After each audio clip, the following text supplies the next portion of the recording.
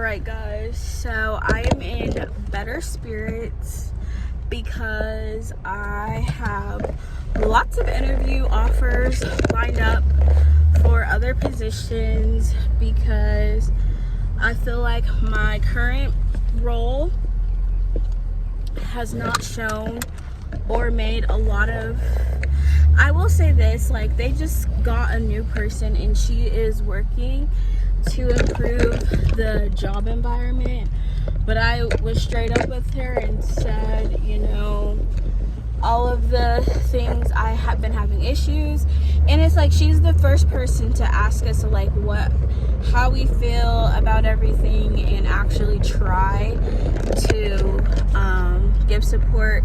Like, she's very sweet, but I also think she came in at just like a very bad time where there was so many people quitting, so many changes happening. A lot of people are leaving my job because of pay not being considered for increase in pay. I told her my frustration about, you know, expecting to have a pay increase after I was certified, and the fact that they stopped doing that and are paying people less than the other certified RBTs is crazy. So I'm just kind of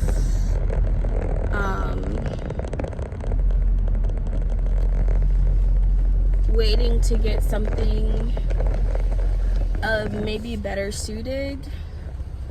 But I also think for me it's more than just the pay. It's also like a lot of things that I asked for is just they did not give me. I asked for full-time, I asked for a specific range, which they do pay other people, they're just not paying me in that range. And then I feel like a lot of my concerns were getting ignored as well. So I feel like that's honestly the reason that I'm like, I just started looking at other positions, because, you know, they've showed me multiple times that they don't care. And everyone who's been leaving has been telling me like they found jobs that pay way more. Like this other girl, she's making 30, about to be making in her 30, like 36 an hour or something, which I'm fine making at least 25 an hour, because that was my goal to begin with. But I also think too, because a lot of places don't always have, like this job I've noticed doesn't have the same amount of hours as like a regular job. So you could be full-time, but 30 hours you're considered full-time. So I'm gonna try, I want to be full-time somewhere and making a better wage, because I only had 12, actually no, I had less than 10 hours last week. This week I have 3, 6, 10, 16. I got 19 hours this week, which is the most hours I've had since my training. Next week I only have 4 plus 5, 14 hours. So it's just like I can't really support myself with the amount of hours I've been getting. I've asked for more hours multiple times and they haven't really given me anything. And I did have open availability here for a long time, but it's also like, because of how much they're paying me and because of how little hours I've been getting, it's almost put me in a worse position, because like I said, I compromised thinking that things would get better eventually, and they're not. I've been here almost 6 months now, and my pay has not increased like I was expecting. It took me 2 months to get my certification when I could have easily gotten it within 1 month, and like already had my RBT. So that also set me aside, because my certification was less than a month.